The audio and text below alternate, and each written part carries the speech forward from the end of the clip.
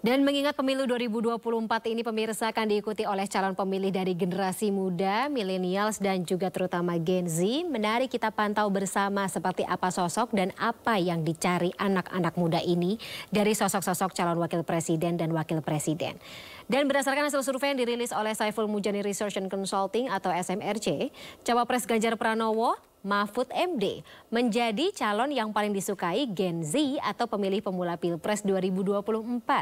Kita breakdown malam hari ini terkait dengan faktor apa yang membuat Mahfud MD populer di kalangan anak muda dan seperti apa strategi untuk menasbihkan sampai kepada hasilnya di pemilu 2024. Saya sudah ditemani oleh Saidiman Ahmad selaku peneliti SMRC. Serta Islah Bahrawi selaku anggota tim pemenangan Ganjar Mahfud, dan kami juga masih menunggu kehadiran Wakil Ketua Umum DPP Partai Perindo Ferry Kurnia Rizkiansyah bergabung bersama kita malam hari ini. Saya sapa terlebih dahulu Mas Saidiman, Bang Islah, selamat malam. Selamat malam, Fani. Selamat malam.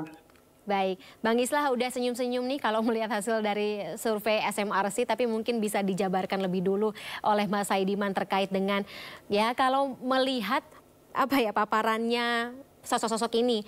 Gibran Rakabuming Raka kan usianya paling mendekati Gen Z ya, tapi ternyata sosok Mahfud MD justru lebih disukai oleh Gen Z ini. Kenapa Mas Saidiman? Iya, memang salah satu yang menarik di sini temuan dari sebetulnya itu adalah survei yang dilakukan oleh Lembaga Survei Indonesia pada awal Oktober 2023. Lalu kemudian kita bahas di dalam bedah politik di SMRC, kanal YouTube SMRC.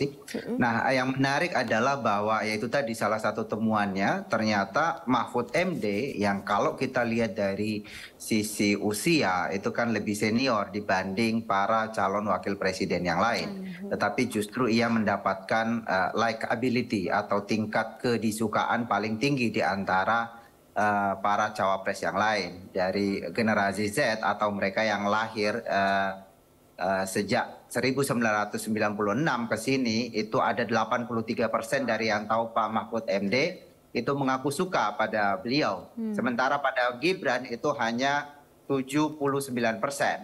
Dan Muhaimin Iskandar 61%. Bahkan tingkat kedisukaan Pak Mahfud MD ini mengungguli ya para capres. Jadi sangat populer, kualitas popularitas Pak Mahfud MD ini sangat baik. Bukan hanya di kalangan generasi Z, tapi juga di generasi milenial juga demikian, juga lebih unggul dibanding calon-calon yang lain.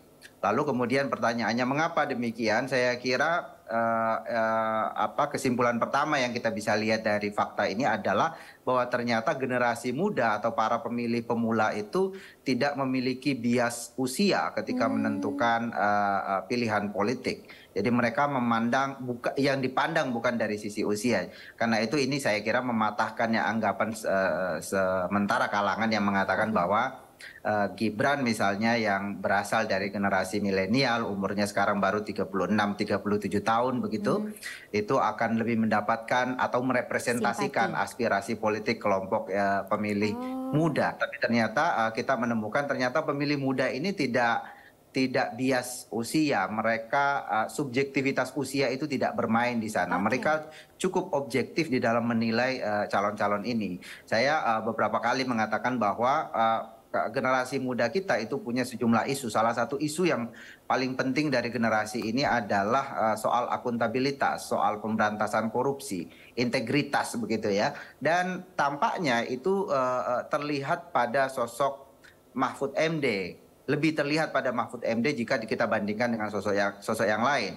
Jangan lupa Pak Mahfud MD ini rekam jejaknya di dalam pemerintahan sangat panjang, mulai dari legislatif, kemudian sebelumnya juga eksekutif gitu, Menteri Pertahanan di masa Gus Dur, kemudian pernah menjadi anggota legislatif, pernah aktif di yudikatif, menjadi ketua MK, dan sekarang kembali di pemerintahan. Dan dari rekam jejak yang sangat panjang itu, salah satu keunggulan dari Mahfud MD adalah dia terkenal sangat berintegritas, sangat komit pada bagaimana pemerintahan itu berjalan secara lebih akuntabel gitu ya. Dan bahkan di akhir-akhir ini kita lihat bahwa kebuntuan-kebuntuan di dalam penegakan hukum misalnya, terutama yang terkait dengan korupsi itu kan Mahfud MD tampil ke depan begitu ya, begitu dominan gitu menyuarakan persoalan-persoalan hukum. Dan saya kira generasi milenial dan generasi Z yang kita tahu ini punya akses terhadap informasi yang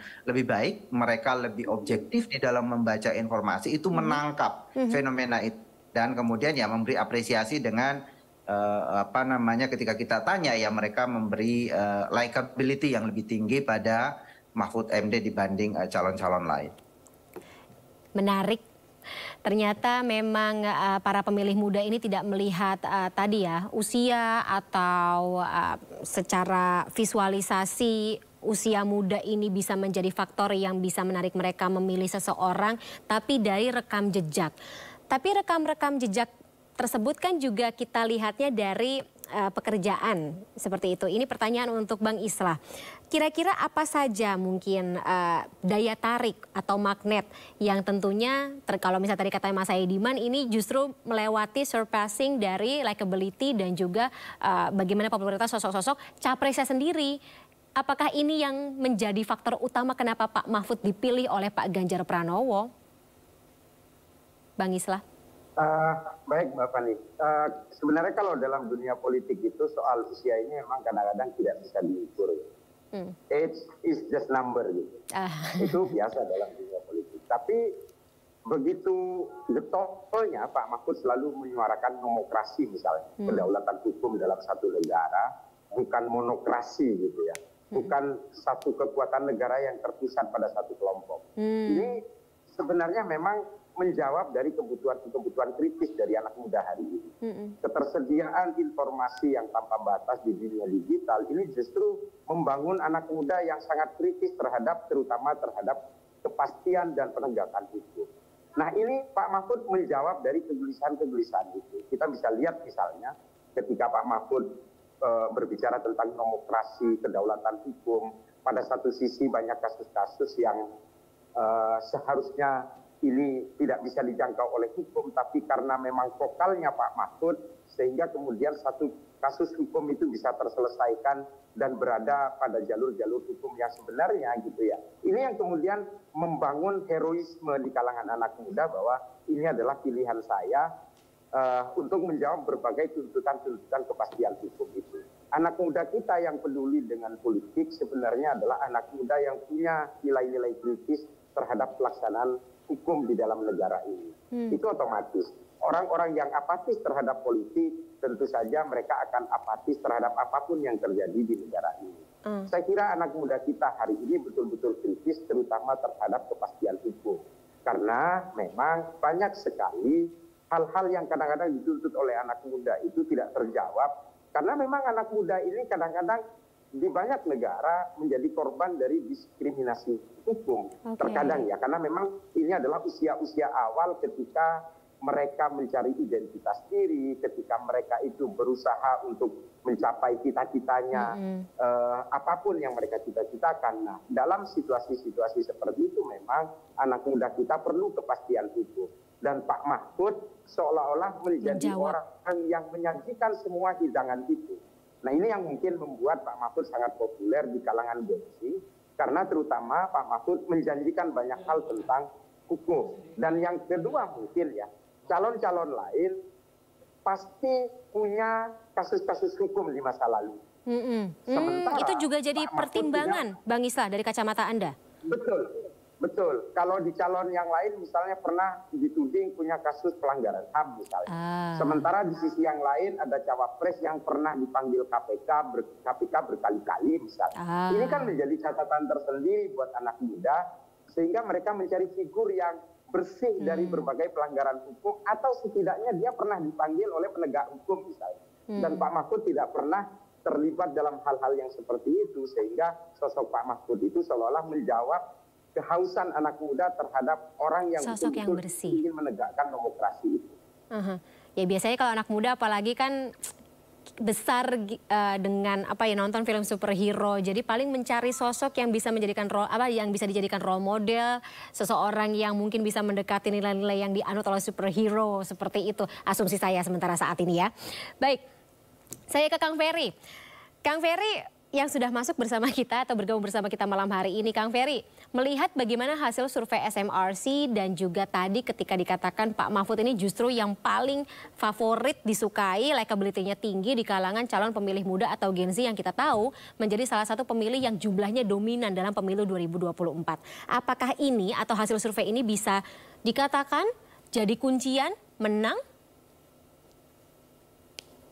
Iya, terima kasih Fani. Saya pikir ini satu modalitas yang luar biasa yang kita dapatkan dari SMRC ya. Mudah-mudahan ini catatan yang kita pertahankan lah, mudah-mudahan sampai nanti pada tanggal 14 Februari 2024. Tapi yang pasti Fani, terkait dengan soal anak muda, saya pikir ada 3 isu yang sangat penting yang ini menjadi mungkin tadi juga dibahas oleh Mas Saidiman. Yang pertama adalah soal kesejahteraan, yang kedua adalah soal lapangan kerja, dan yang ketiga adalah soal pemberantasan korupsi. Dan ini sangat penting sekali. Dan sosok Pak Mahfud ini adalah sosok bukan saja melengkapi, tapi betul-betul menjadi satu guide atau pengawal yang memang betul-betul ada di dalam pasangan Mahfud dan Mas Ganjar dan Mahfud MD ini. Jadi ini menjadi poin yang sangat penting sekali yang perlu kita coba lihat bahwa kondisi-kondisi yang memang sekarang muncul menjadi hal yang sangat penting. Apalagi di Gen Z dan juga milenial tentunya mereka sangat demokratis. Mereka sangat terbuka sekali dengan segala berbagai pemikirannya. Saya yakin mereka punya satu potensi untuk memilih secara secara langsung. Dan ini membuktikan bahwa anak muda pun tidak hanya melulu karena memilih karena aspek mudanya. Kang Ferry? Oke, Kang Ferry tampaknya nge-freeze sambungan Zoom-nya. Nanti kita akan sama-sama coba perbaiki sambungan Zoom dari Kang Ferry Kurnia Rizkiansyah untuk kembali meneruskan dialog terkait dengan baik. Oke, tampaknya sudah kembali, betul. Kang Ferry, monggo tadi sempat freeze, bisa dilanjutkan? Ya, sampai mana ya? Yang pasti adalah bahwa tentunya anak muda tidak melulu bahwa dia memang harus memilih anak muda, gitu kan, seperti itu. Tapi bagaimana dia membawa isu anak muda, dia memang sama dengan punya semacam misi terkait dengan soal anak muda, dan betul-betul memang merasakan bagaimana isu-isu yang memang harus dikawal oleh anak muda itu sendiri. Ini menjadi poin yang sangat penting.